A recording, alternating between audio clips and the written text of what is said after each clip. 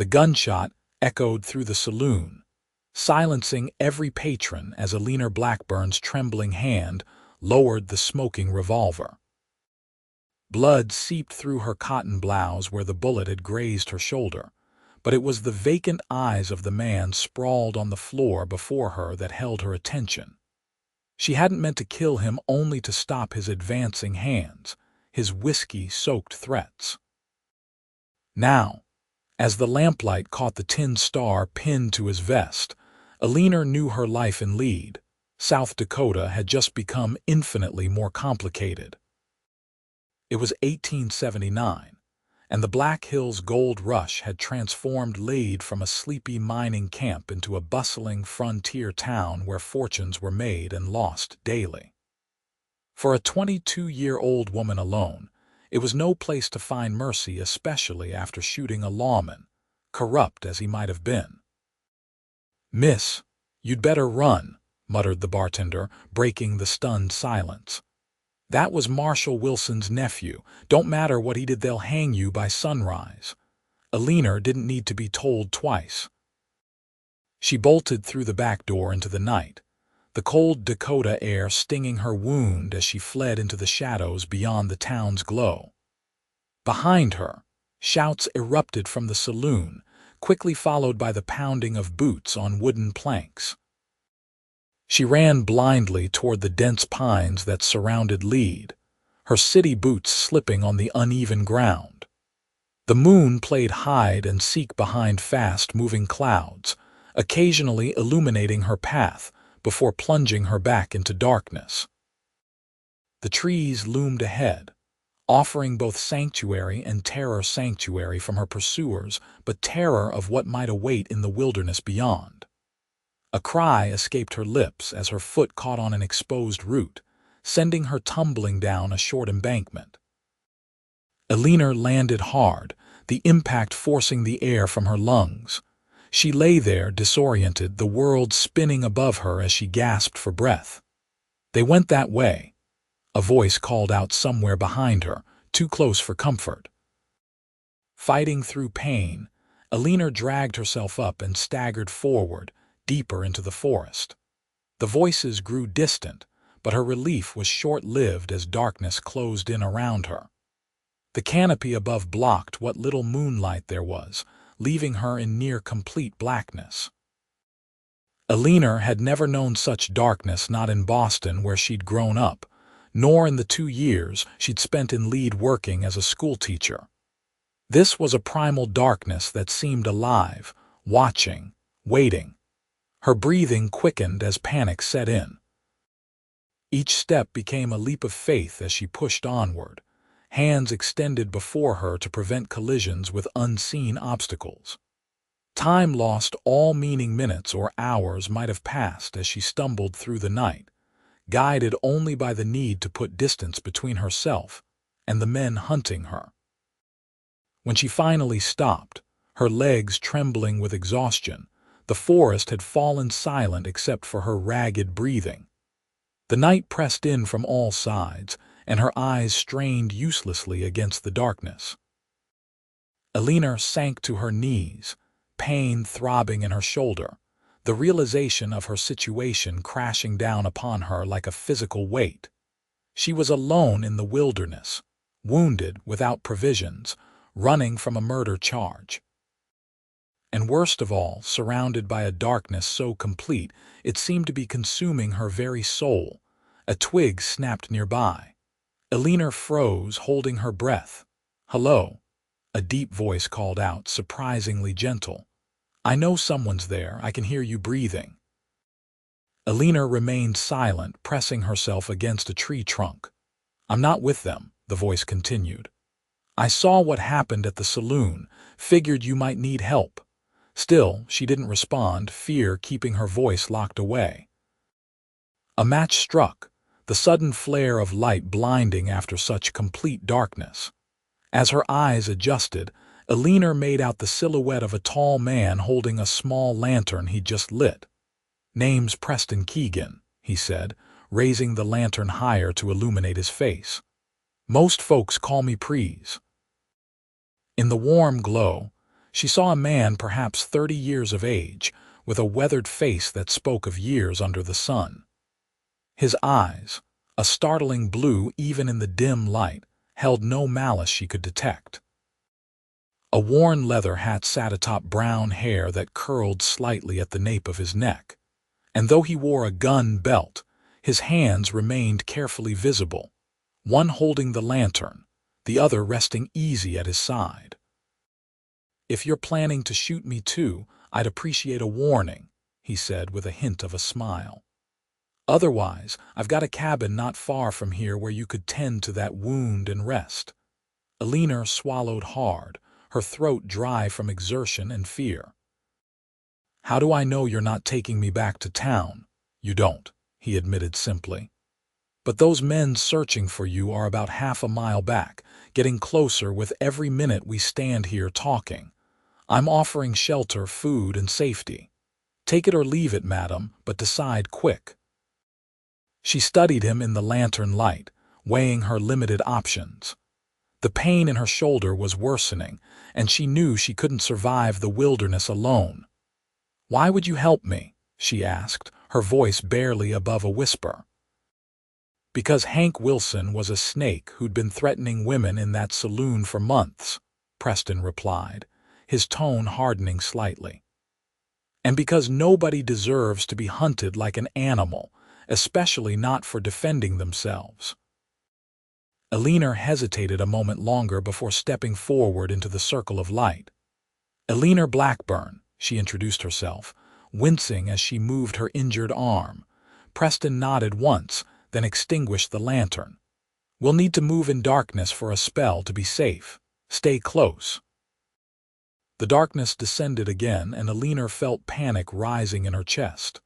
"Wait," she gasped, reaching out blindly, her hand connected with the rough fabric of his coat.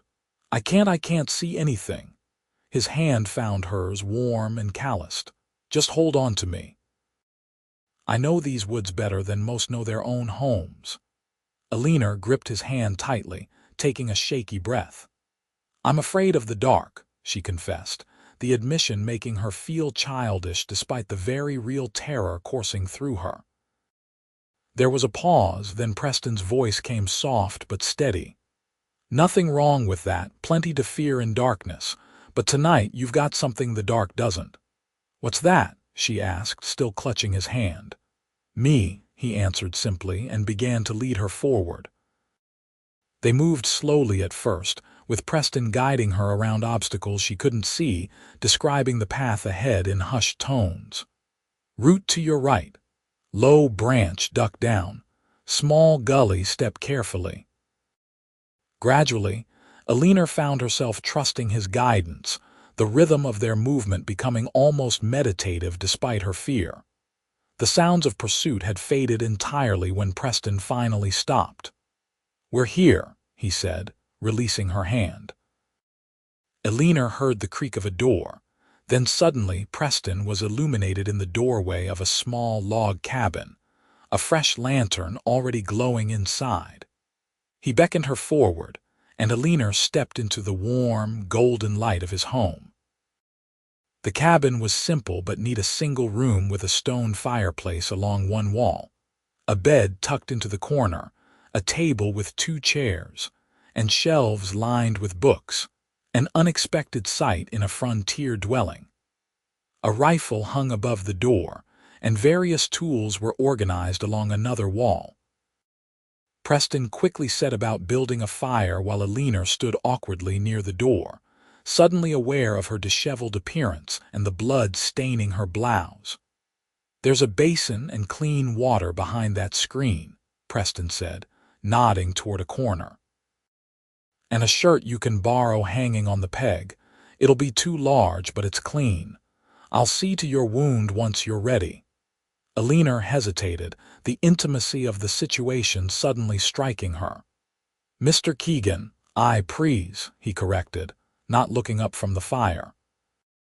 "And I'll stay right here until you call. You have my word." Something in his tone, respectful, without a hint of impropriety, reassured her. Eleanor moved behind the screen and carefully removed her blood-stained blouse, wincing as the fabric pulled away from her wound.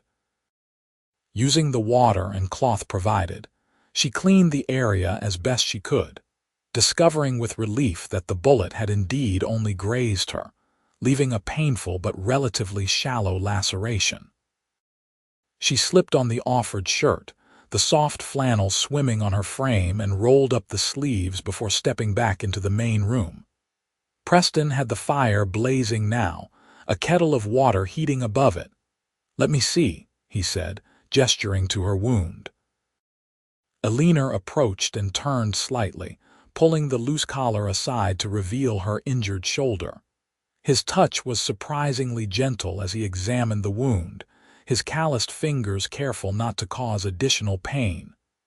"You're fortunate," he said after a moment. "Clean through the outer flesh. It'll be sore for a spell, but with proper care, shouldn't leave much of a mark." He retrieved a small wooden box from a shelf and opened it to reveal an assortment of medical supplies.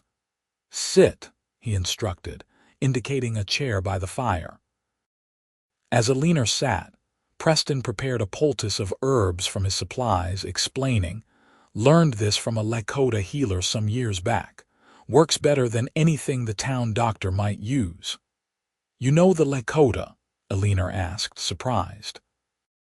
Preston nodded as he applied the mixture to her wound, the initial sting giving way to a soothing numbness. "Lived among them for a time. After the war, the southern one. That is, I had little taste for what passed as civilization." He wrapped clean strips of cloth around her shoulder with practiced efficiency. "They taught me a great deal about surviving out here, and about a different way of seeing the world." "Is that why you live alone in the woods?" Eleanor asked, studying him with new interest. Preston secured the bandage and moved back, a faint smile crossing his lips. "Partly. But the gold brought me here same as most. Difference is I found just enough to buy this land and settle, not enough to go crazy with greed like the rest." He turned to the fire, checking the kettle. "Tea?" Eleanor nodded, sudden exhaustion washing over her. "Yes, thank you." They sat in comfortable silence as they sipped the strong, herbal tea. The fire crackled warmly, and for the first time since the shooting, Eleanor felt her muscles begin to relax. "What will happen to me now?" she finally asked, staring into her cup. Preston considered for a moment before answering. "Marshal Wilson has influence, but not everyone's in his pocket. There were witnesses who saw his nephew accosting you. Still, might be wise for you to lie low for a time." "I can't stay here," Eleanor said, suddenly alarmed at imposing further. "No, you can't," he agreed, surprising her with his directness. "Not proper and not safe if they decide to search beyond the town. But I've a friend, Sarah McManus, runs a small ranch about 10 miles north. Her husband passed last year and she could use help with the household and her young ones." He set his cup down. "I can take you there tomorrow. Sarah's got no love for the marshal or his kin. She'd keep you hidden until this blows over." "And if it doesn't blow over?" Eleanor asked quietly. Preston's blue eyes met hers steadily. "Then we'll think of something else. One step at a time, Miss Blackburn." "Eleanor," she corrected, offering a small smile. "Eleanor," he repeated, her name sounding different in his deep voice. The fire popped, sending sparks up the chimney, and Eleanor found herself stifling a yawn. "You should rest," Preston said, rising from his chair. "Take the bed. I'll sleep by the fire." "I couldn't possibly. You're injured and exhausted," he interrupted firmly. "And I've slept on worse than a cabin floor many times." Too tired to argue further, Eleanor moved to the bed, sinking gratefully onto its surprisingly comfortable surface. Preston arranged a bedroll near the fireplace, then moved to extinguish the lantern hanging from a beam in the center of the room. "Wait," Eleanor called out, sudden panic gripping her. Would you mind leaving it lit? Just for tonight?" Preston paused, studying her face. Without comment, He moved to a trunk near the foot of his bedroll and extracted an extra blanket, which he carefully draped over the lantern, muting its glow to a soft, amber hue that still illuminated the cabin. "This way it won't burn too much oil," he explained, "but it'll stay lit all night." Relief washed over Eleanor. "Thank you," she whispered. Preston nodded once, then settled onto his bedroll, hat pulled low over his eyes. "Rest easy, Eleanor. You're safe here." As exhaustion finally claimed her, Eleanor's last conscious thought was that, for the first time since arriving in the Dakota Territory 2 years ago, she truly felt safe. The next morning dawned clear and cold, sunlight streaming through the cabin's single window. Eleanor woke disoriented, momentarily forgetting where she was until the events of the previous night came rushing back. She sat up quickly, wincing at the pain in her shoulder, and found the cabin empty. A note sat on the table alongside a plate of biscuits and jerky. "Gone to check the trail. Back soon. Please eat, PK." Eleanor rose, surprised to find herself still tired despite having slept soundly. She splashed cold water on her face from the basin, then ate gratefully, only now realizing how hungry she was. The biscuits were surprisingly good, not what she would have expected from a bachelor living alone in the woods. She was examining the books on Preston's shelves, an eclectic collection including Thoreau, Whitman, and surprisingly, several volumes of Shakespeare when the door opened. Preston entered, bringing with him the crisp scent of pine and morning air. He carried a canvas bag which he set on the table. "No sign of search parties near the cabin," he reported, removing his hat. "But they're combing the forest closer to town. We should leave soon for Sarah's place." Eleanor nodded, suddenly self-conscious in the oversized shirt and her rumpled skirt. "I appreciate all you've done, Mr. Prees," she corrected herself. "I'm not sure how I can repay your kindness." "No need," he said, unpacking the bag to reveal a woman's coat and a few other items. "These belong to my sister. She left them here last time she visited from Denver. They should fit you better than my things." Eleanor accepted the coat gratefully. It was well made and only slightly large on her frame. "Your sister visits often?" "Once a year or so," Preston replied, moving to check her bandage. "Hold still." His fingers were gentle as he examined her wound, his proximity sending an unexpected flutter through her stomach. "Healing clean," he pronounced, reapplying the herbal poultice and fresh bandages. "You've a strong constitution, Miss Blackburn." "Eleanor," she reminded him. A small smile touched his lips. "Eleanor," he amended, "we should prepare to leave soon. It's a few hours' ride to Sarah's place." "Ride?" Eleanor asked with trepidation. "I'm afraid I've little experience with horses." "You'll ride with me," Preston said matter-of-factly. "My gelding Thunder can easily carry us both the distance." True to his word, an hour later found them mounted on a sturdy black horse, Eleanor seated before Preston, his arms around her to hold the reins.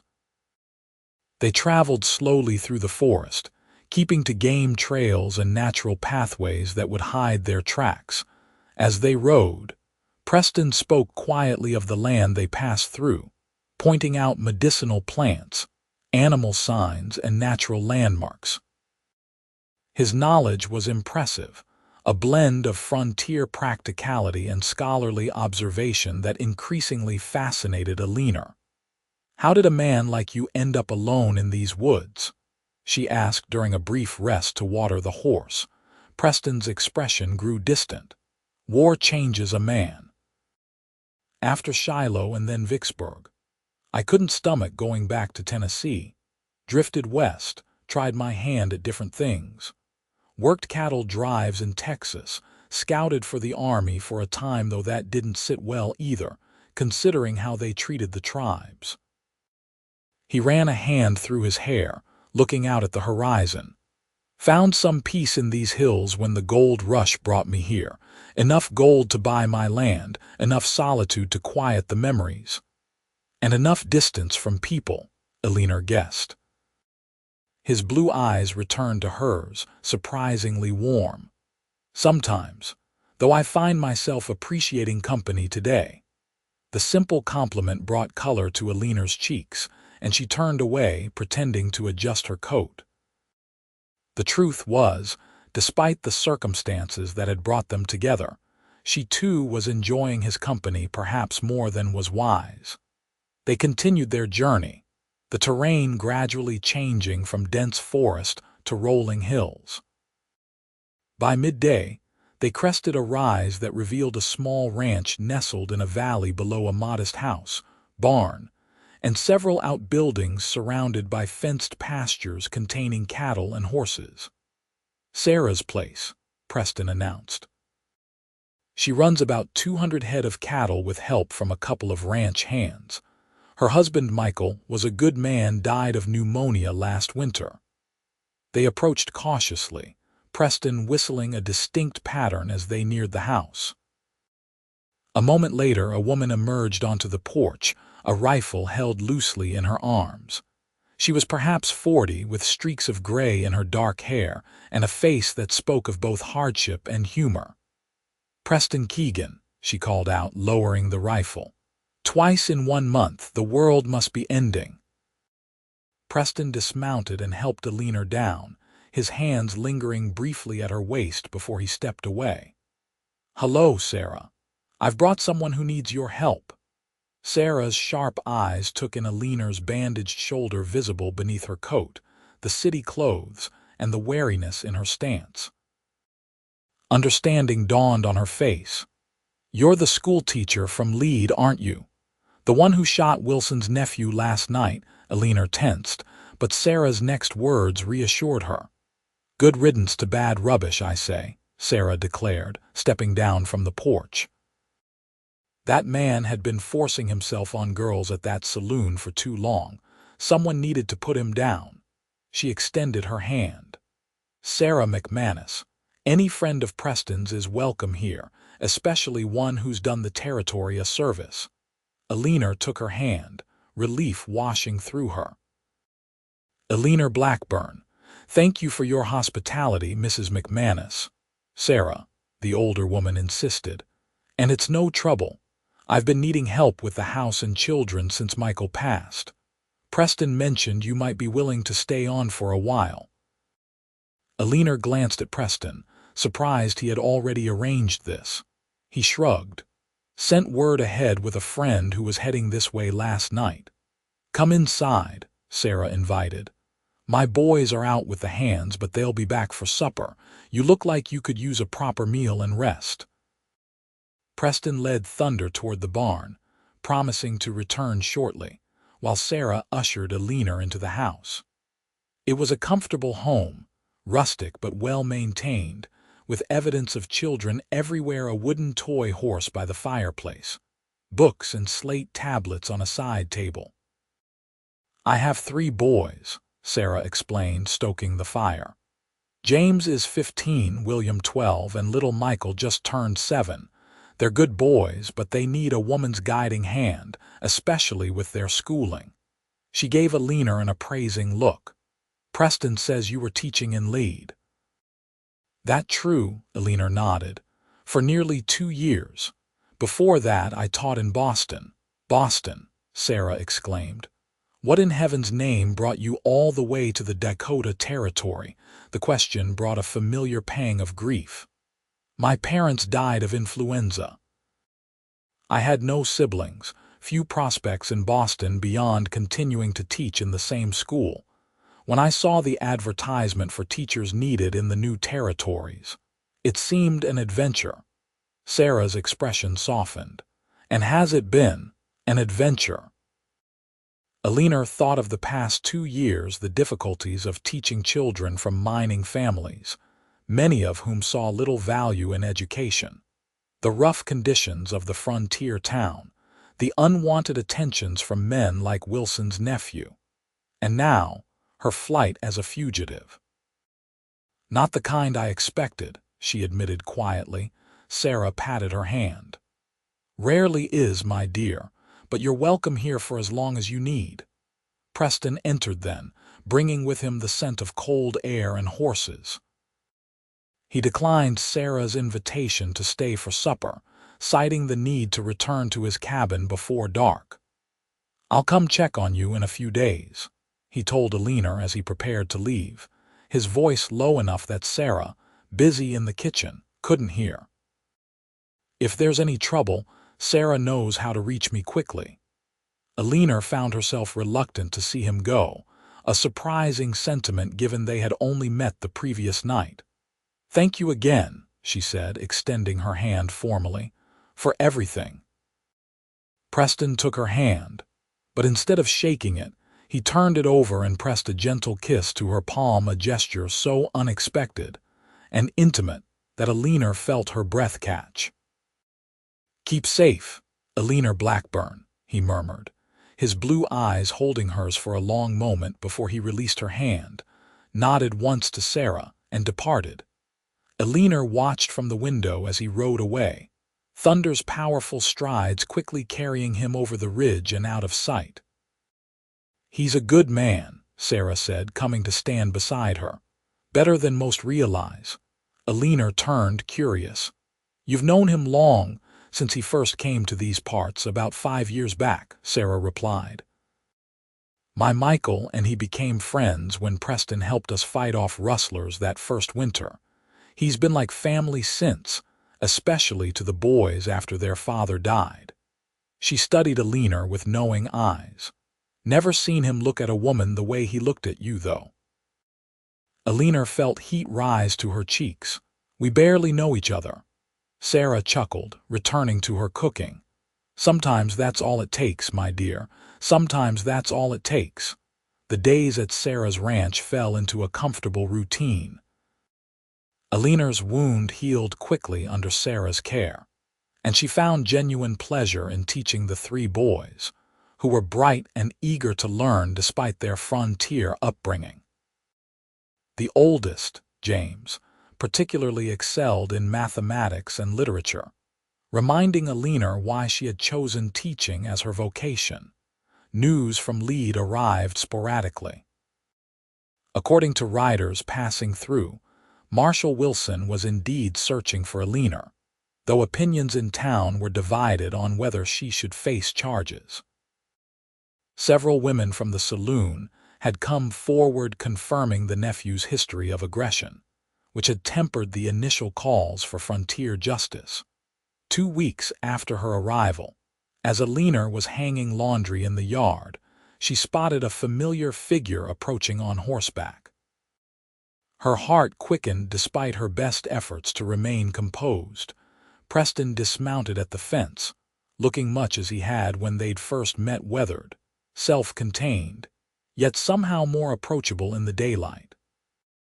He carried his rifle and wore a pistol on his hip, standard precautions in the territory, but there was nothing threatening in his bearing. "Miss Blackburn," he greeted, removing his hat. "You're looking well." "Mr. Keegan," she returned with a small smile, "what brings you our way?" "Supplies for Sarah," he said, patting the loaded saddlebags, "and news from Lead." Eleanor's smile faded. "What news?" Preston glanced toward the house. "Is Sarah about, taking a nap?" "The boys are with the hands checking fence lines," he nodded, leading Thunder toward the house. "Walk with me." They strolled to the porch, where Preston secured his horse before retrieving a newspaper from his saddlebag. "The Dakota Pioneer," he explained, handing it to Eleanor. "Town's weekly paper." Eleanor unfolded it, scanning the front page until she found a small article near the bottom. Her own name jumped out at her, along with the words self-defense and no charges to be pursued. "I don't understand," she said, looking up at Preston in confusion. "Marshal Wilson's been replaced," Preston explained, leaning against the porch railing. "Seems the territorial governor received multiple complaints about his conduct and his nephew's. An investigation revealed both were taking bribes from certain mining operations and looking the other way on claim jumping." Hope fluttered in Eleanor's chest. "So I'm Free to go back, if you choose, Preston confirmed, though the school board has already hired a replacement teacher. Elderly gentleman from Minnesota, according to the paper. Eleanor's spirits fell slightly at this news. Teaching had been her livelihood, her purpose since coming west. I see. You could stay here, Preston suggested. Sarah values your help and the boys are thriving under your instruction. Perhaps, Eleanor agreed, though the arrangement had always been meant as temporary. Or I could seek a teaching position elsewhere. Deadwood perhaps, or Rapid City. Preston nodded, his expression carefully neutral. Both good options. A silence fell between them, filled with unspoken possibilities. Eleanor found herself studying his profile, the strong jaw partially hidden beneath a short beard, the lines around his eyes that deepened when he smiled, the quiet strength in his posture. "Thank you for bringing this news," she finally said, "and for all your help." "Think nothing of it," he replied, turning to face her. Their eyes met, and something in his gaze made Eleanor's heart beat faster. For a moment she thought he might say more, but he simply donned his hat again. "I should be on my way before dark." "You won't stay for supper?" Eleanor asked, disappointed. "Best not," he said, though he seemed reluctant. "Storm brewing in the hills. Need to reach the cabin before it hits." As if confirming his words, a distant rumble of thunder reached them, and Eleanor noticed dark clouds gathering on the western horizon. "Another time, then," she said, trying to hide her disappointment.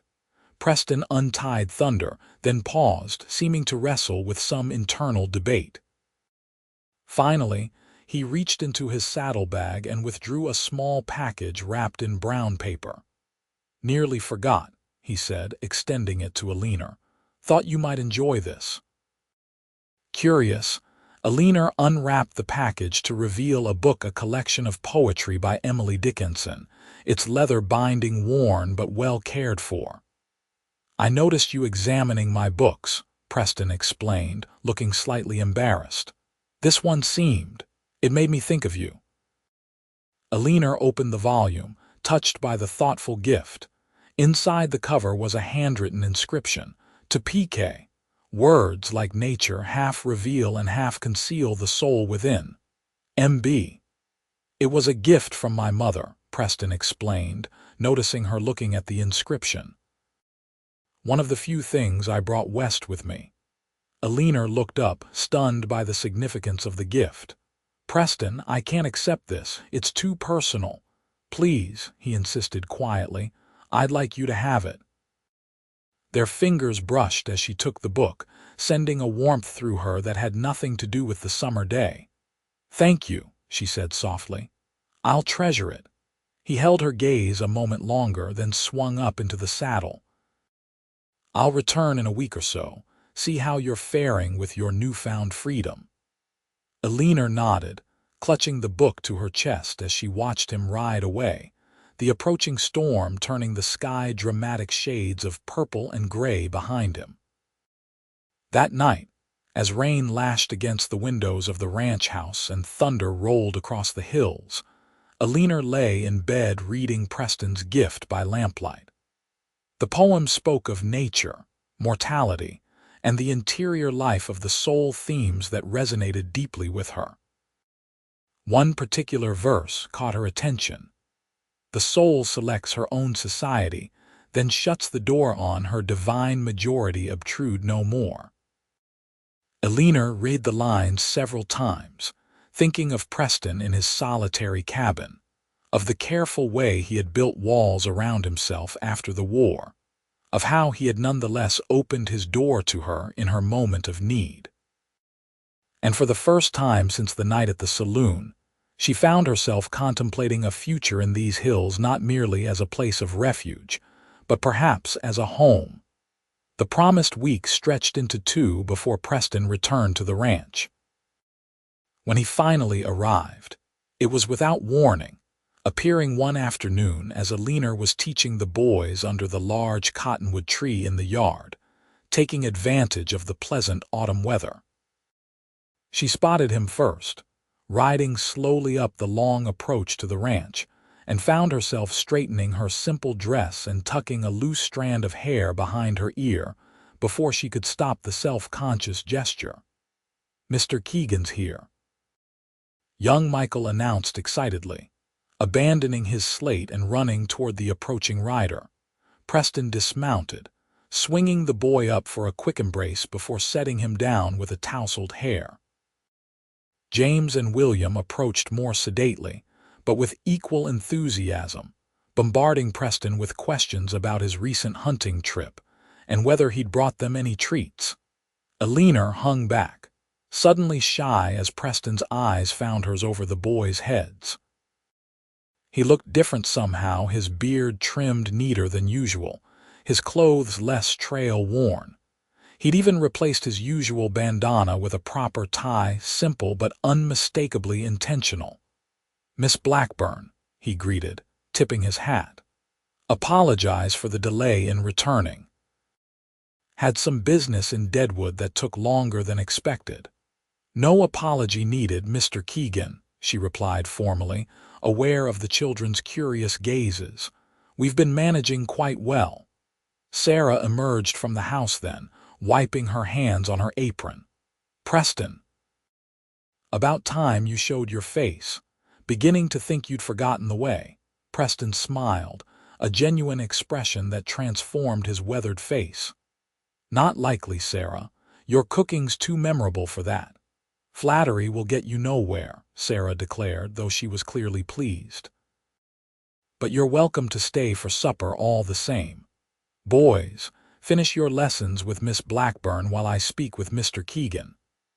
The two adults moved toward the house, deep in conversation, while Eleanor attempted to recapture the boys' attention, a task made difficult by her own distraction. What business had kept Preston in Deadwood? And why had he taken such care with his appearance today? Later, as they gathered around Sarah's large table for the evening meal, Eleanor found herself seated beside Preston, acutely aware of his presence, the clean scent of soap mingled with leather, the careful way he held himself, neither too familiar nor too distant. Conversation flowed easily, with the boys eager to share their progress in their studies and Sarah updating Preston on ranch matters. Eleanor contributed occasionally, but found herself more observer than participant, studying the easy camaraderie between Preston and this makeshift family. "Miss Blackburn has been a godsend," Sarah was saying. "The boys have learned more in a month with her than in a year at that school in Lead." "Not surprising," Preston replied, glancing at Eleanor. "She has a gift for teaching." Eleanor felt herself blush at the simple compliment. "They're eager students. That makes all the difference." "Have you decided what you'll do now that your name's been cleared?" Preston asked, his tone casual though his eyes were watchful. All faces turned to Eleanor, and she realized she hadn't discussed her plans with anyone, partly because she herself remained uncertain. "I've written inquiries to several towns about teaching positions," she admitted, "but haven't received replies yet." "You could stay here permanently," Sarah suggested. "We'd make a proper arrangement with salary and all. The boys need education and I could use the help." "That's very generous," Eleanor said, touched by the offer. "I'll certainly consider it." After supper, while Sarah supervised the boys' bedtime routines, Eleanor and Preston stepped onto the porch. The evening was cool but pleasant, with a bright half-moon illuminating the ranch yard. "Sarah means it, you know," Preston said, breaking the comfortable silence. "About staying on.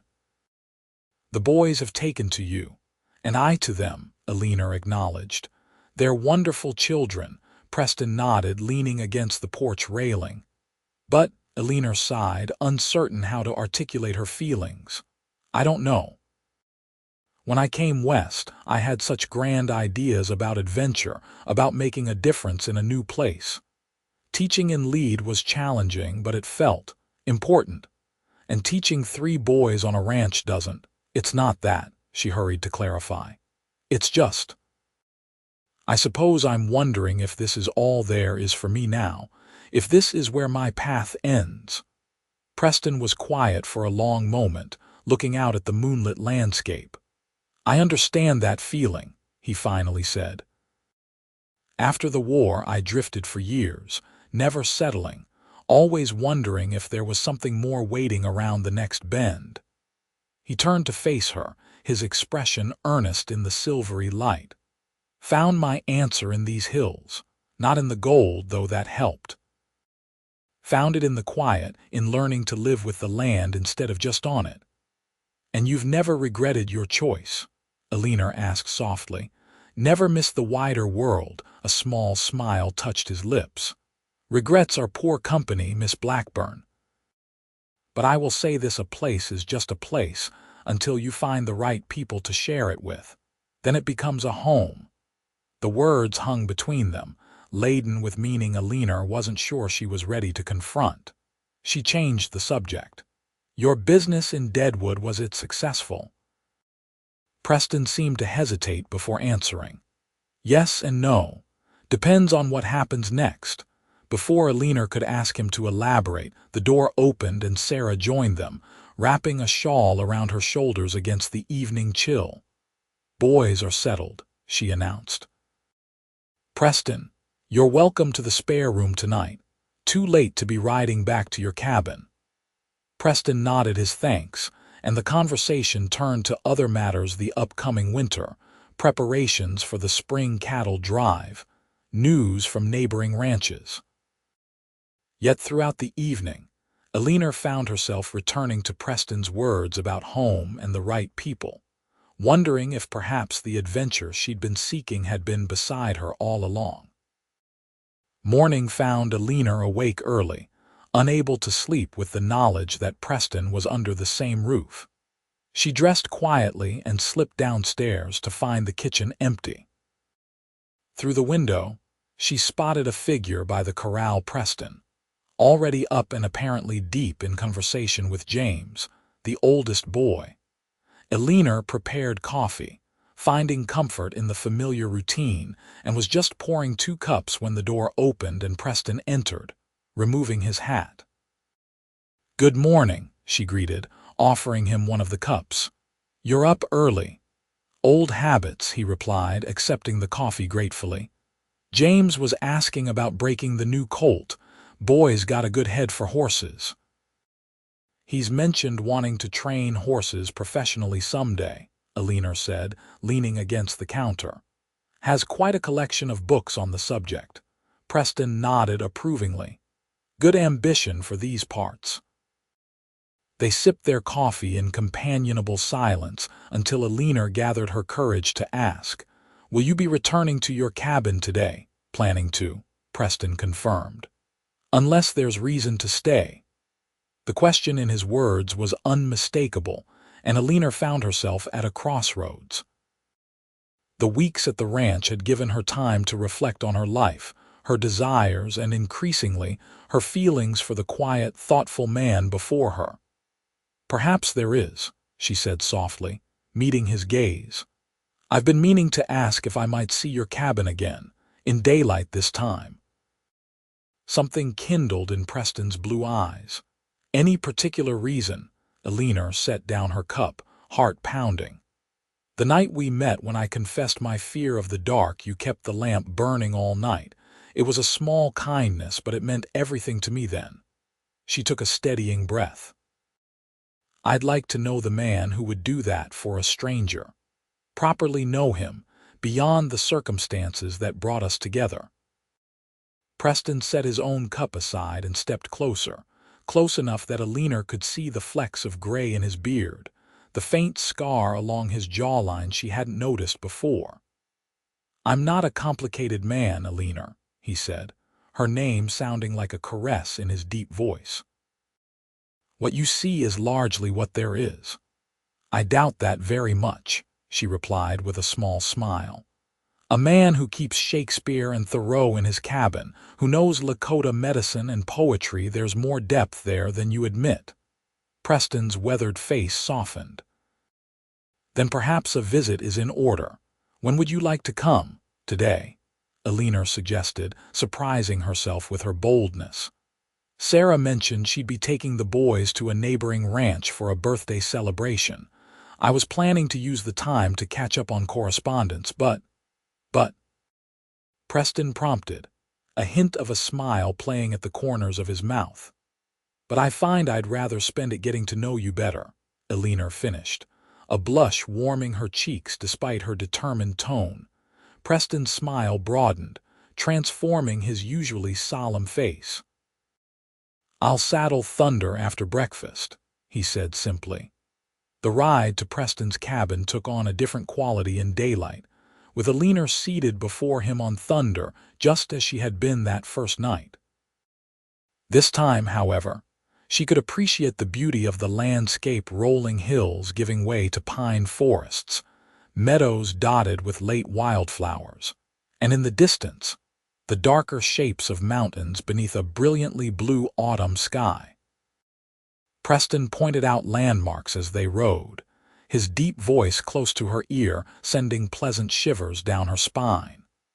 He showed her where deer came to drink at a hidden spring, the ridge where he'd once spotted a mountain lion at dawn, the ancient oak where generations of eagles had nested. You love this land, Eleanor observed as they paused to rest Thunder near a small stream. Preston nodded, surveying the vista before them. It's honest land, demands respect, gives back in equal measure if you treat it right. Like people, Eleanor suggested.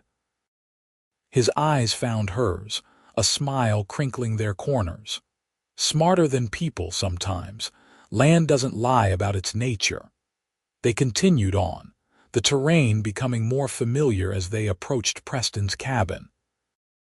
In daylight, Eleanor could appreciate what she'd missed during her night of terror: the careful construction of the cabin itself, the small garden plot nearby, the workshop extending from the rear, and the overall sense of thoughtful stewardship evident in the clearing. Preston helped her dismount, his hands lingering at her waist slightly longer than necessary, before leading Thunder to a small corral adjacent to a lean-to stable.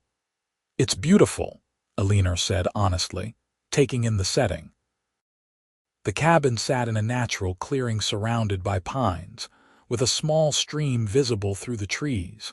A thin wisp of smoke still rose from the chimney, evidence that Preston had left only that morning. It suits me, he replied simply, joining her after settling Thunder. Come inside. I'll build up the fire. The cabin appeared different in daylight, smaller, yet somehow more substantial, with details she'd missed during her previous visit. Hand-carved furniture spoke of Preston's skill as a woodworker. The bookshelves contained not only the volumes she'd noticed before, but journals filled with neat handwriting, scientific texts on botany and geology, and maps carefully preserved between boards. Preston moved about the space with practiced efficiency, rekindling the banked fire, setting water to boil for coffee, adjusting the shutters to admit more light. Eleanor found herself watching his movements, appreciating the economy of his gestures, the way he seemed perfectly at home in his solitude. Yet there was room for another here, she realized. The cabin, while simple, had been built with care and forethought. The table could seat 4, not just 1. The bookshelves had empty spaces waiting to be filled. You built this yourself? She asked, running her fingers over the smooth surface of a chair back. Preston nodded, measuring coffee into a pot. Took most of a summer. Had help with the roof. That's a 2-person job at minimum. It's very well crafted, Eleanor said, genuinely impressed. You could have been a furniture maker. A small smile touched his lips. Did some of that in Deadwood for a time. Still do odd pieces for folks when needed. This revelation added another layer to her understanding of him, not just a solitary woodsman, but an artisan with connections to the communities around him. Was that your business in Deadwood? She asked. Furniture making? Preston hesitated, busying himself with the coffee pot. Part of it, he acknowledged, but there was another matter. He turned to face her, his expression suddenly serious. Eleanor, there's something I should tell you about why I was delayed in returning. The change in his tone concerned her. Is everything all right? Yes, he assured her quickly. But it involves you in a way. Preston gestured for her to sit, then joined her at the table, placing 2 steaming cups of coffee between them. After learning your name had been cleared, I made inquiries about teaching positions in the area. Not just Deadwood and Rapid City, but some of the smaller settlements as well. Eleanor stared at him, surprised. You did? Why didn't you mention this? Wanted to be sure before raising possibilities, he explained. There's a new settlement forming about 20 miles west of here, Rainbow Creek. It's small now, mostly families who have come for the timber rather than gold. They're building a proper town, including a schoolhouse, but have no teacher yet. Hope kindled in Eleanor's chest. And they're looking for one, Preston nodded. They are. When I mentioned a qualified teacher might be available, they were quite interested.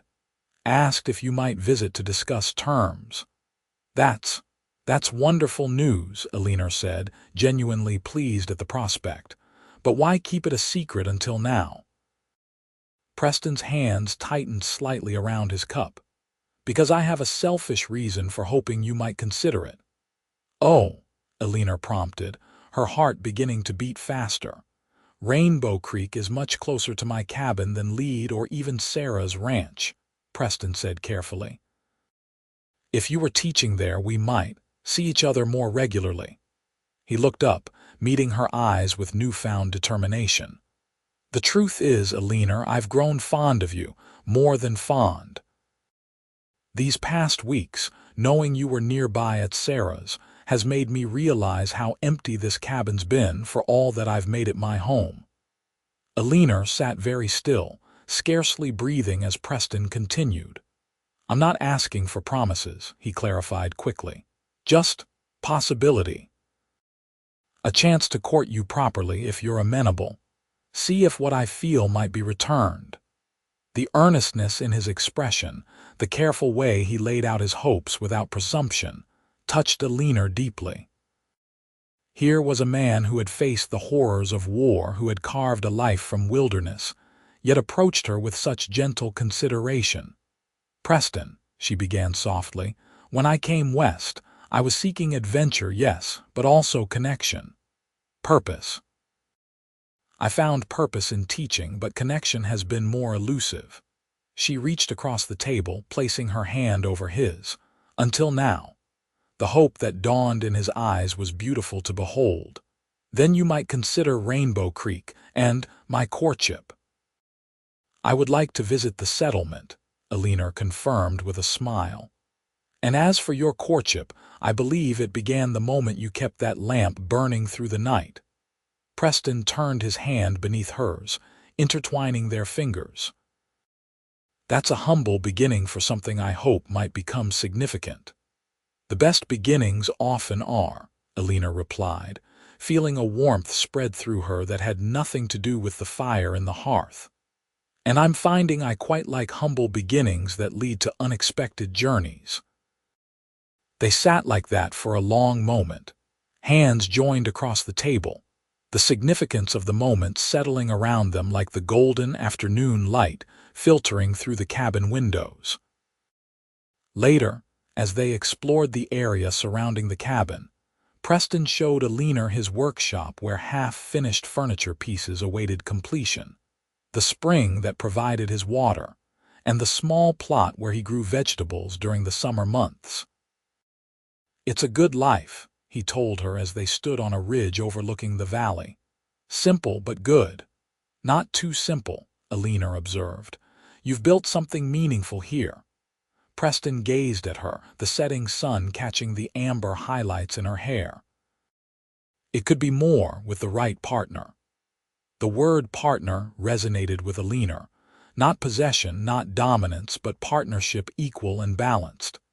In that moment, she could envision herself in this place, sharing this life, building something together with this thoughtful, steadfast man. "I'd like to see Rainbow Creek," she said, making her decision, "and I'd like us to visit it together." Preston's smile was answer enough. The following week brought them to Rainbow Creek, a settlement nestled in a picturesque valley, where a clear stream, the eponymous Rainbow Creek, reflected sunlight in prismatic displays. Though small, the town showed signs of careful planning and permanence. A general store, blacksmith, several well-built homes, and at the center, a new schoolhouse nearing completion. "It's lovely," Eleanor remarked as Preston helped her down from Thunder in front of the town's only boarding house. "Quite different from Lade. These folks came for timber and farming, not gold," Preston explained. "Makes for a different kind of community. More families, fewer saloons." They were greeted by the town's founders Jacob and Martha Hollister, who had organized the settlement after successful years in the lumber business near Portland. The Hollisters had brought with them not only capital but vision, attracting like-minded families seeking stability rather than quick riches. "We've 15 children of school age already," Martha explained over tea in her comfortable parlor, "and more families arriving monthly. The schoolhouse will be ready before first snow. Our previous attempt to secure a teacher fell through," Jacob added, young man from back east who found the frontier less romantic than he'd imagined. "Miss Blackburn has experience teaching in frontier conditions," Preston interjected. 2 years in lead, and most recently tutoring children on a ranch." Eleanor felt a flutter of excitement as they discussed specific salary, accommodations, a small but well-built house adjacent to the schoolhouse, and curriculum expectations. By the end of the afternoon, she had been formally offered the position, with classes to begin in 3 weeks' time. "We're delighted you're considering our little community," Martha said warmly as they prepared to depart. "And it's reassuring to know you'll have Mr. Keegan nearby, should you need assistance settling in." The knowing glance the older woman cast between them suggested she understood perfectly well that Preston's interest went beyond neighborly concern, but her approval was evident. As they rode back toward Sarah's ranch, Eleanor's mind whirled with possibilities. "It seems almost too perfect," she mused. "A new beginning, close enough to you, yet with independence and purpose of my own." Preston nodded, understanding her caution. "Life seldom offers perfect solutions, in my experience, but sometimes it comes close enough." He guided Thunder to a halt atop a ridge, from which they could see both the distant rooftops of Rainbow Creek behind them and far ahead, the smoke from Sarah's chimney. "From here, you could build a new life. We both could." The sun was beginning its descent, casting long shadows across the rolling landscape, the autumn light turning everything golden. Eleanor turned in the saddle to face Preston, studying the face that had become increasingly dear to her. "I'm still afraid of the dark sometimes," she admitted softly. "Not just physical darkness." Preston's arms tightened slightly around her waist. "Then I'll keep a lamp burning," he promised, "for as long as you need it." The simple vow contained multitudes' commitment, understanding, patience. Eleanor felt something shift within her, a recognition of what was being offered and what she wanted to accept. "I think I'd like that very much," she whispered, and leaned back against his chest, feeling for the first time like she was truly heading home. The following 3 weeks passed in a flurry of preparations. Eleanor accepted the teaching position in Rainbow Creek, and with Sarah's blessing, prepared to relocate from the ranch. Preston divided his time between helping Eleanor establish her new home and working on his own cabin, making improvements he claimed were long overdue. On the eve of her departure from the ranch, Sarah presented Eleanor with a handmade quilt, a traditional log cabin pattern in warm autumnal colors. Every new home needs a proper quilt, she insisted, pressing it into Eleanor's hands. And you've become like family these past months. The boys, too, had gifts. James had crafted a wooden pen holder for her desk. William had drawn a detailed map showing the route between the ranch and Rainbow Creek for visits, and little Michael had carefully pressed wildflowers between paper to remind you of us. "I'll miss all of you terribly," Eleanor said, fighting back tears as she embraced each of them. "But I promise to visit often." "And you'll still be teaching us sometimes," Michael pointed out. "Just not every day." It had been arranged that the boys would attend school in Rainbow Creek once weekly, staying overnight at the boarding house, an arrangement that would allow them to benefit from formal education while maintaining their responsibilities on the ranch. "Besides," Sarah added with a knowing smile, "I suspect we'll be seeing plenty of you once you and Preston sort yourselves out." Eleanor blushed but didn't contradict her. Though nothing formal had been declared between them, Preston's intentions were increasingly clear in his actions, the care with which he had prepared her small teacher's house, adding built-in bookshelves and a writing desk of his own craftsmanship, the way he sought her opinion on improvements to his own cabin, the lingering looks and conversations that stretched late into evening whenever they were together. The morning of her move to Rainbow Creek dawned clear and cool, the first hint of winter's approach carried on the breeze. Preston arrived early with thunder and a borrowed wagon for her belongings, which were modest but had somehow multiplied during her stay at the ranch. "Ready for your new adventure?" he asked as he helped load the last of her trunks. "More than ready," Eleanor confirmed, though a flutter of nerves accompanied her excitement. Teaching in a new community, living independently again after months under Sarah's protective wing, these were significant changes. Yet as they traveled the now familiar road to Rainbow Creek, Eleanor found her apprehension giving way to anticipation. The settlement welcomed her arrival with genuine warmth. Women from the community had prepared her house with basic provisions. Fresh curtains hung at the windows, and a vase of late-season flowers brightened the kitchen table. "The schoolhouse is yours to arrange as you see fit," Jacob Hollister informed her during a brief welcoming ceremony. "Books and supplies arrived from Denver last week. Classes can begin Monday if that suits." It was all happening so quickly, yet Eleanor felt remarkably prepared. That evening, after the well-wishers had departed, and she was finally alone in her new home, she found herself standing in the center of the main room, taking stock of her surroundings.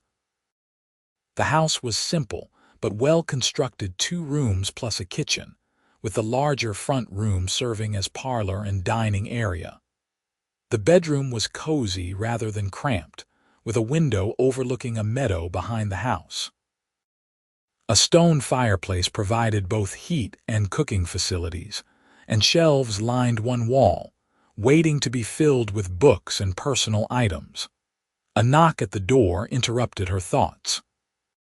She opened it to find Preston standing on her small porch, hat in hand, a lantern glowing beside him in the gathering dusk. "Thought you might need this," he said, lifting the lantern. "First night in a new place and all." The thoughtfulness of the gesture touched Eleanor deeply. "Thank you," she said, stepping back to allow him entry. "I was just getting acquainted with my new home." Preston placed the lantern on the table, its warm glow suffusing the room. "It suits you," he observed, looking around appreciatively. "Simple but with character." "It feels right," Eleanor agreed. "Though I admit I'm a bit nervous about Monday. 15 students of varying ages and backgrounds, it's a challenge." "One you're more than capable of meeting," Preston assured her, his confidence in her abilities warming her as much as the lantern's glow. "The children are eager to learn and the parents grateful to have you." He moved toward the door. "I should let you rest. It's been a long day." "Preston," Eleanor called softly as he reached for the handle. "Would you stay?"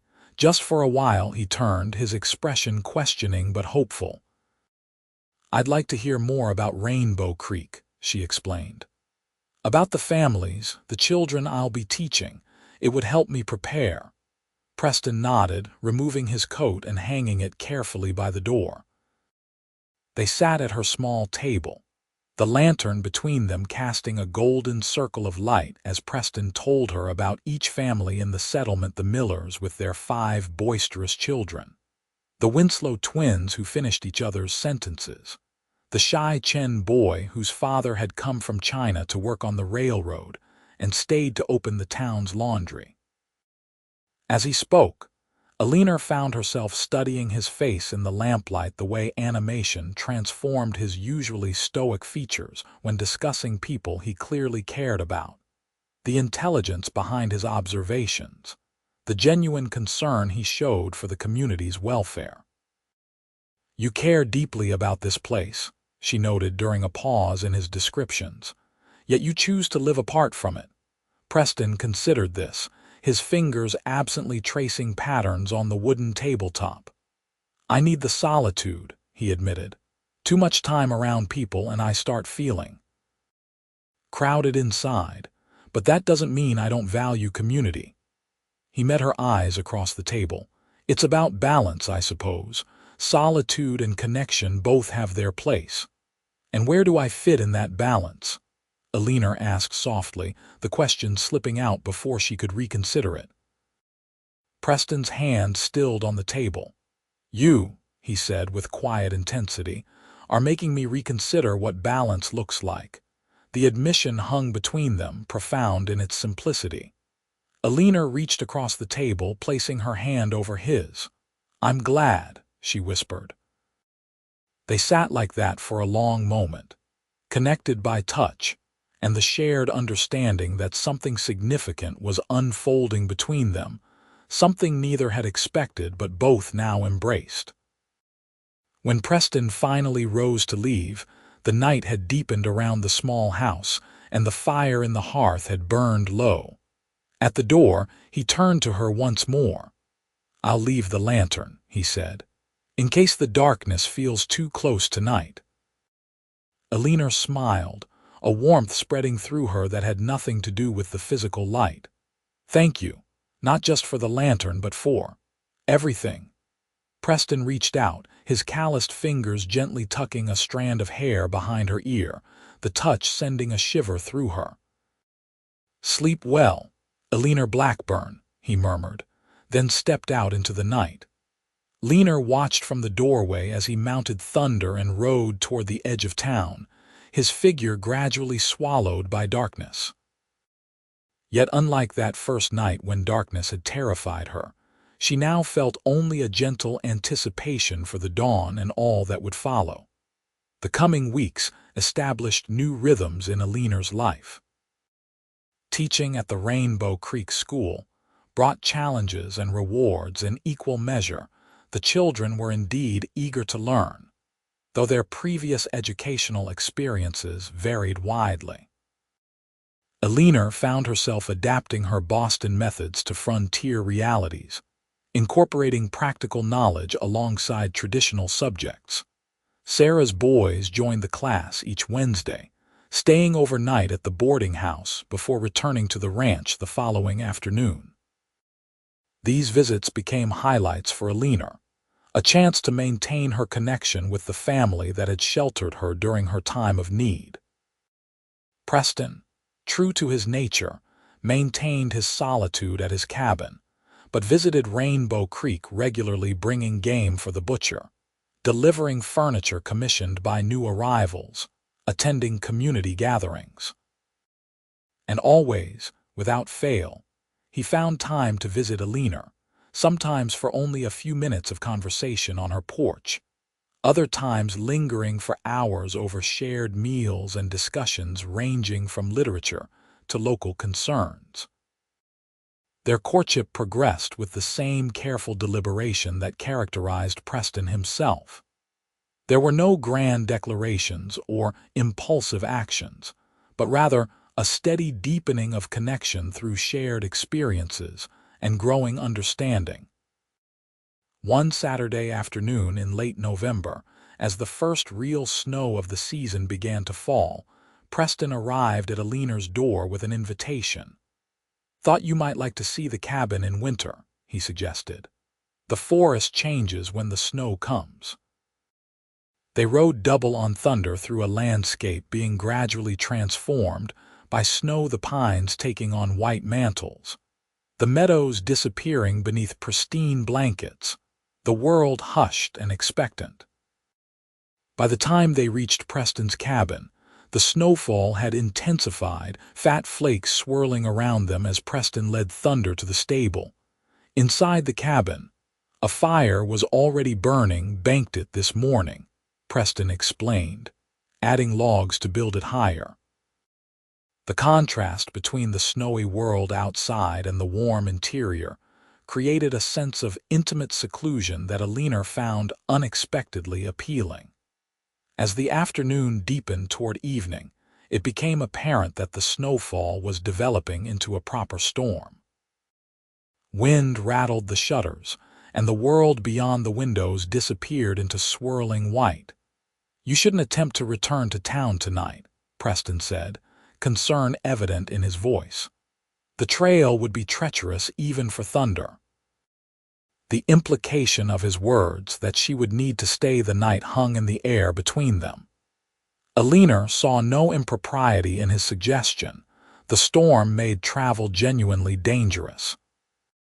Yet the prospect of spending the night in his cabin, alone with him, carried significance beyond practical considerations.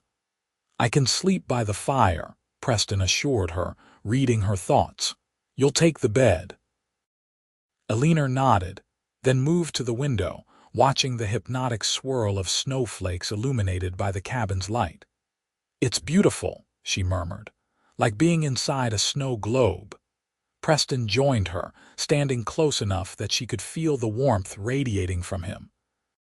"First big snow always feels like the world is being made new," he observed, "covering everything, giving it a fresh start." "Is that what we're doing?" Eleanor asked, turning to face him. "Making a fresh start," Preston's eyes, that vivid blue that never failed to captivate her, searched hers. "I hope so," he said quietly, "if that's what you want." Eleanor found herself reaching for his hand, feeling the strength and gentle care in his fingers as they closed around hers. "I do," she replied simply. "Very much." Something shifted in Preston's expression, a certainty replacing hesitation, determination overcoming reserve. Slowly, giving her every opportunity to pull away, he leaned down and pressed his lips to hers. The kiss was gentle at first, a question more than a demand. Eleanor answered by stepping closer, her free hand coming to rest against his chest, where she could feel his heartbeat quicken beneath her palm. Preston deepened the kiss then, his arm encircling her waist to draw her nearer. When they finally parted, both slightly breathless, the storm outside seemed to mirror the exhilarating tumult within Eleanor's heart, powerful, transformative, inevitable. "I've wanted to do that since I found you in the forest that night," Preston confessed, his voice husky. "Even terrified and injured, you were the most beautiful woman I'd ever seen." Eleanor smiled, touching his bearded cheek. "And I've wanted you to since you kept that lamp burning through the night." They remained by the window for a long time, sharing kisses and quiet conversation as the storm wrapped the cabin in a cocoon of white isolation.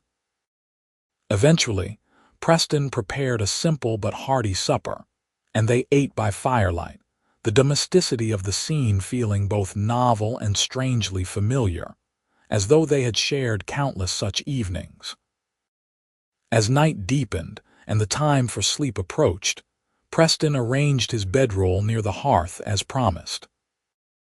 Eleanor retreated behind the privacy screen to change into the nightgown she had fortunately packed for her visit, then slipped into Preston's bed, the sheets cool but quickly warming from the heat of the nearby fire. "Preston," she called softly, watching him adjust his makeshift bed. "Would you light the lantern? Just for tonight." Without question, he did so, placing it on the small table beside the bed before returning to his place by the fire. The lantern's glow created a circle of comfort around Eleanor as she settled beneath the quilts, still afraid of the dark. Preston asked gently, no judgment in his tone. Eleanor considered the question seriously. "Not as I was," she replied. "But old fears don't disappear completely, I think. They just change shape, become manageable." Preston nodded, understanding in his eyes. "Then the lantern stays lit," he said simply, and bid her good night. Eleanor drifted to sleep, listening to the storm's fury outside and Preston's steady breathing within, feeling safer and more at peace than she had in years.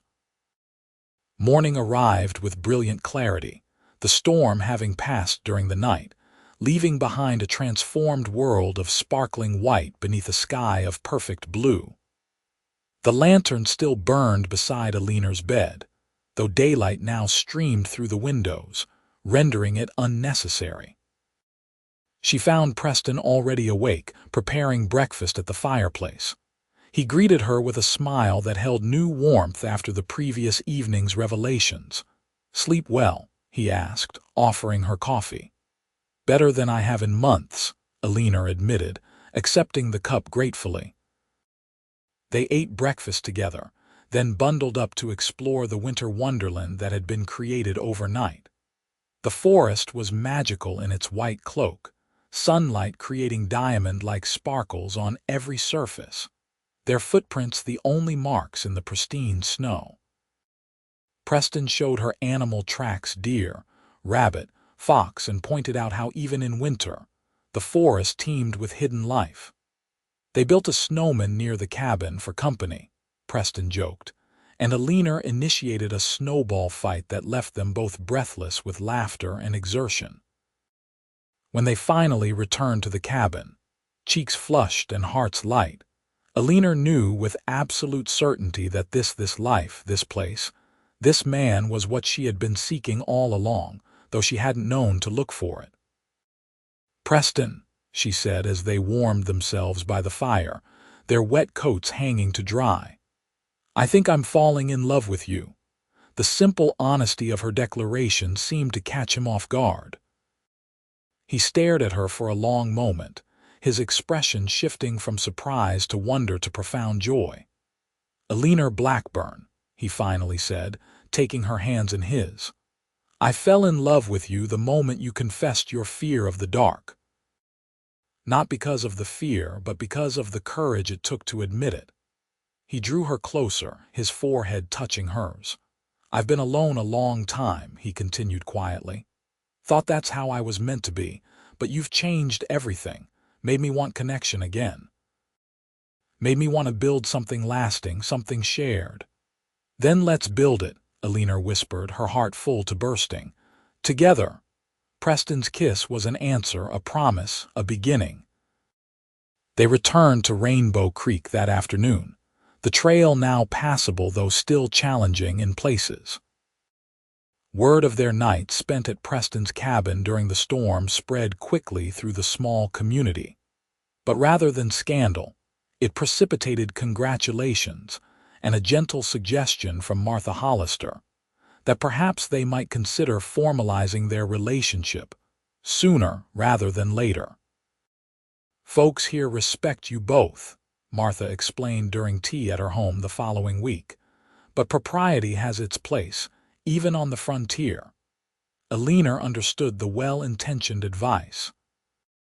While no one doubted Preston's honorable intentions or her own character, the frequent visits between the schoolteacher's house and the woodsman's cabin had not gone unnoticed. When she relayed this conversation to Preston during his next visit, he nodded thoughtfully, then surprised her by dropping to one knee before her kitchen fire.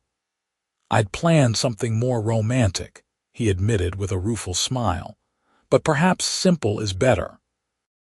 Eleanor Blackburn, would you do me the honor of becoming my wife?" Though she had anticipated this moment might come, the reality of it, Preston kneeling before her, his eyes filled with hope and love, left Eleanor momentarily speechless.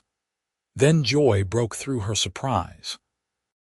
"Yes," she managed, tears of happiness threatening to spill. "Oh, Preston, yes." He rose and gathered her in his arms, their kiss sealing the commitment they had been building toward since that fateful night in the forest. They were married 2 weeks later in Rainbow Creek's newly completed church, with Sarah and her boys, the Hollisters, and the entire settlement in attendance. Eleanor wore a simple cream dress ordered from Deadwood, and Preston appeared in a new suit that transformed his rugged appearance without diminishing his essential strength. Sarah had insisted on hosting the wedding supper at her ranch, and after the ceremony, the entire wedding party traveled there for a celebration that lasted well into the night. As darkness fell, lanterns were lit throughout the ranch yard, their glow creating a magical atmosphere that moved Eleanor to tears when she realized their significance, a reminder of the lamp that had burned through her first night with Preston, a symbol of the light they now brought to each other's lives. The question of where they would live had been resolved through careful consideration of their respective needs. Preston's cabin would remain their primary home, expanded now with an additional room that would serve as Eleanor's study and library, while the teacher's house in Rainbow Creek would be maintained for nights when weather or school functions made the journey to the cabin impractical. "The best of both worlds," Preston had explained when proposing this arrangement. "Solitude when we need it, community when we want it." Their wedding night was spent at Preston's cabin, their cabin now, with a gentle snowfall outside creating the same sense of isolated enchantment they had experienced during the storm. Preston had prepared the space with characteristic thoughtfulness, fresh linens on the expanded bed, wildflowers preserved from autumn arranged in a vase he had carved himself, and candles illuminating every corner to banish any hint of darkness. No lantern tonight. Eleanor teased gently as they stood in the center of the transformed space. Preston's arms encircled her waist, drawing her close. "I thought perhaps, Mrs. Keegan, you might find you have less need of artificial light now." The new name, her new identity, sent a thrill through Eleanor. "Mrs. Keegan," she repeated, savoring the sound. "I like that very much." "As do I," Preston murmured against her hair, "more than I can properly express." Their coming together that night was a culmination of all that had built between them, the trust formed in crisis, the friendship developed during her recovery, the deepening affection of their courtship, and now, the committed love of marriage. Preston's tenderness as a lover matched his care in all other aspects of their relationship, and Eleanor found herself entirely without fear as they explored this new dimension together. Later, as they lay entwined beneath the quilts, the candles burning low around them, Preston pressed a kiss to her shoulder. "Still afraid of the dark?" he whispered. Eleanor turned in his arms, finding his eyes in the soft light. "Not anymore," she replied truthfully. "Not with you beside me."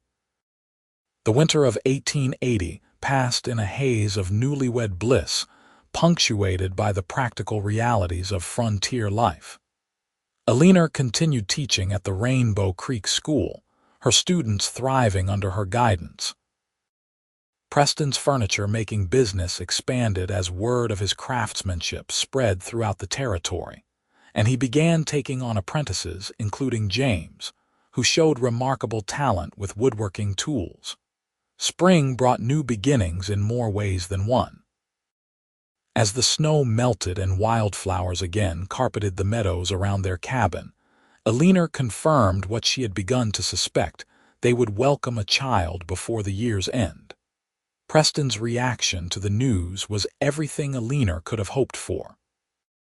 His usual reserve gave way to unrestrained joy as he lifted her in a careful embrace, spinning her around their cabin before setting her down with sudden concern for her condition.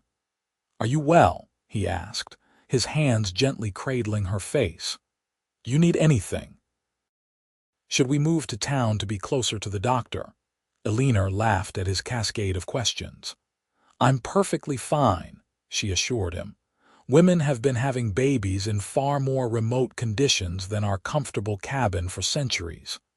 Nevertheless, arrangements were made. Martha Hollister, who had assisted at numerous births before coming to Rainbow Creek, agreed to attend Eleanor when the time came. Preston expanded the cabin once more, adding a proper nursery adjacent to their bedroom.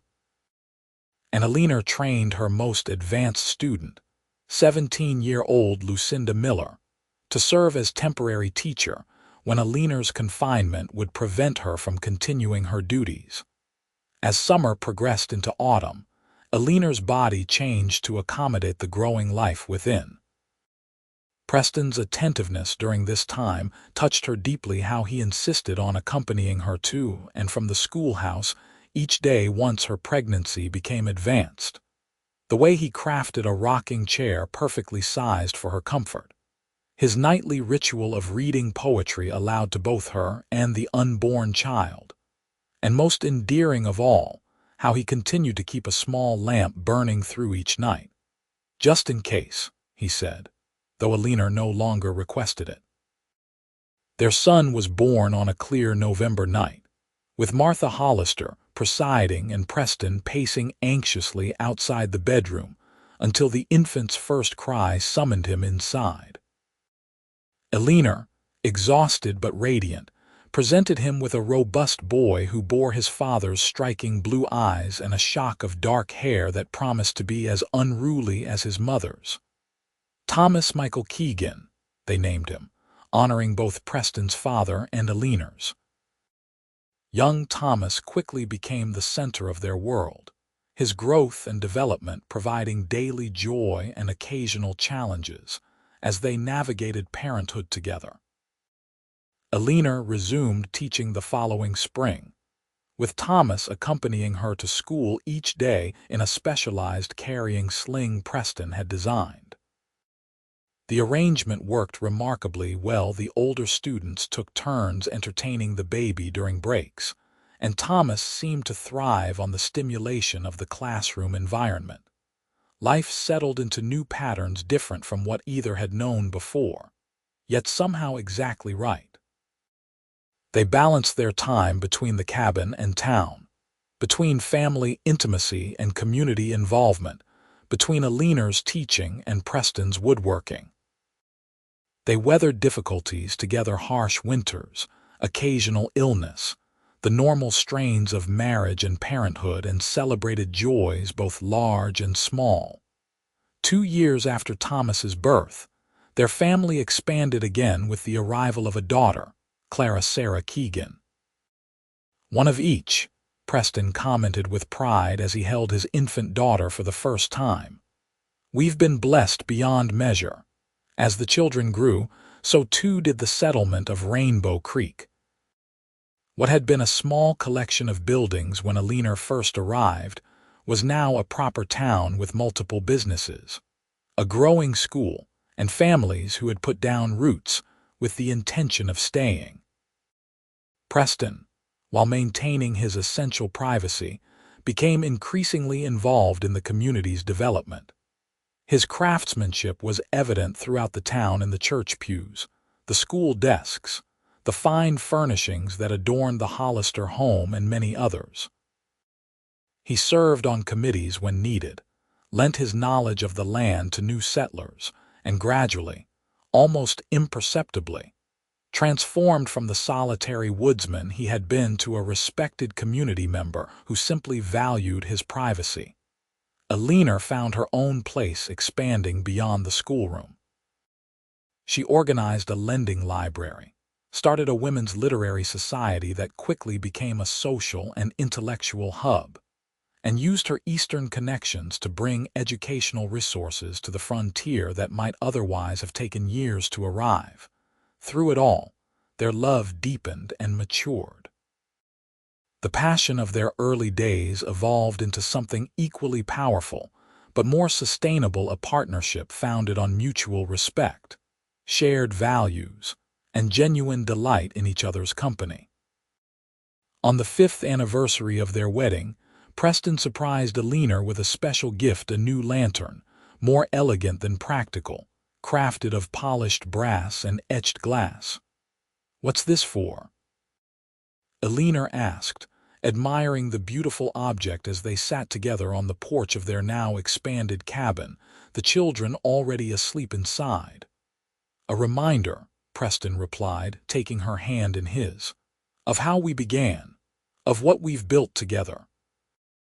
Eleanor leaned against his shoulder, content in the deepening twilight. "I was so afraid that night," she remembered, "not just of the dark, but of everything, my future, my safety, my very survival." "And now?" Preston prompted softly. Eleanor turned to face him, the man who had kept a lamp burning through her darkest night and every metaphorical darkness since. "Now I know that even in darkness, there is beauty to be found if you're not facing it alone." Preston's kiss was gentle, familiar yet still thrilling after all their years together. "I'll always keep the light burning for you, Eleanor," he promised. "Always." As stars appeared one by one in the vast Dakota sky above them, Eleanor believed him completely. They had found in each other what many search a lifetime for, not just love, but understanding, not just passion, but partnership, not just comfort, but courage to face whatever darkness might come together. And in the window of their cabin, visible from where they sat entwined on the porch, the new lantern glowed softly, illuminating the home they had built, a beacon of warmth in the wild western night, a symbol of the light they had brought to each other's lives, a promise kept and renewed with each passing day.